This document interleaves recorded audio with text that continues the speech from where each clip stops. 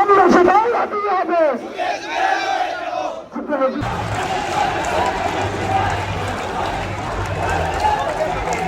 সংগ্রামী